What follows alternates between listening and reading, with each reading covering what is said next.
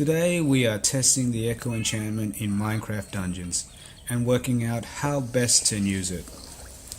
Our aim is simple. It is to determine which weapon yields the best complement to the Echo Enchantment. To do this, I have gathered an assortment of melee weapons with no other enchantments or buffs. Mostly all. This was hard enough to do as it was.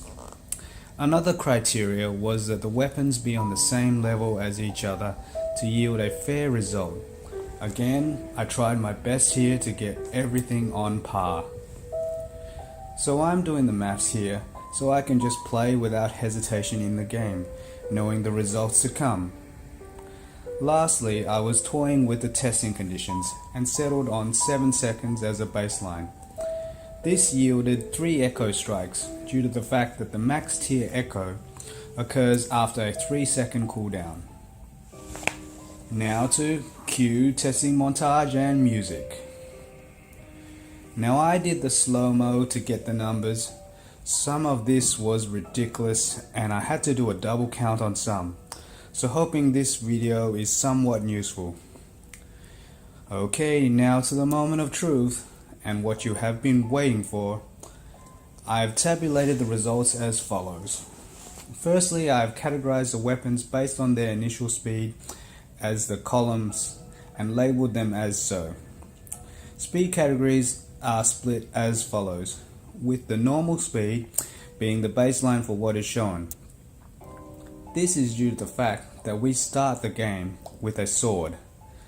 To the left side of normal, we have snail and turtle, being on the slower variety. To the right side of normal, we have turbo, hyper, and flash, being on the faster variety. Next, we have 2 rows calculating damage. First row is the total damage done over the 7 seconds. This is done manually by eye and a calculator from the slow-mo testing footage. That was painstakingly done multiple times.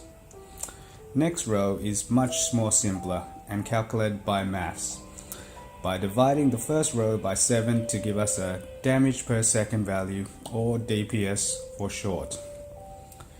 In testing, I was using the max tier Echo enchantment, which takes a total of 6 enchantment points. Melee weapons can also be subdivided into 2 categories. Melee weapons have a damage indicator and it's split with either being a single figure or a range of numbers to make up a hit combo. I've added this comparison to the table in brackets here for the single hit. A couple of further notes here, as during testing the Echo Strike was seen to replicate the other strikes of a combo hit for a range weapon damage.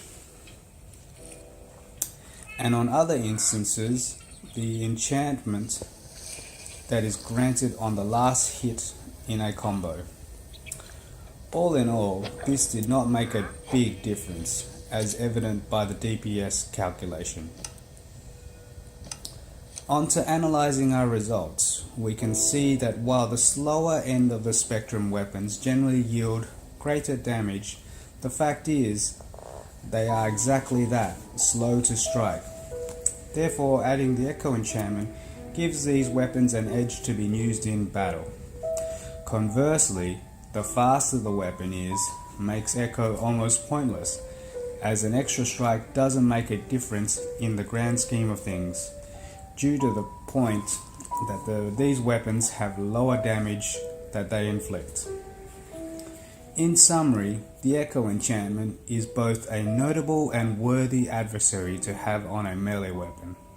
Being on the lighter side of enchantment points is a bonus too. Ultimately though, the key to selection lies with the power scale of the weapon and the total damage done, with the slower and single figure weapons winning out. Therefore, having the Echo on the right weapon that is coupled with the other enchantments can effectively mean the difference between a game over or victory. This is Playing by the Numbers. Thanks for watching and I hope you enjoyed this content.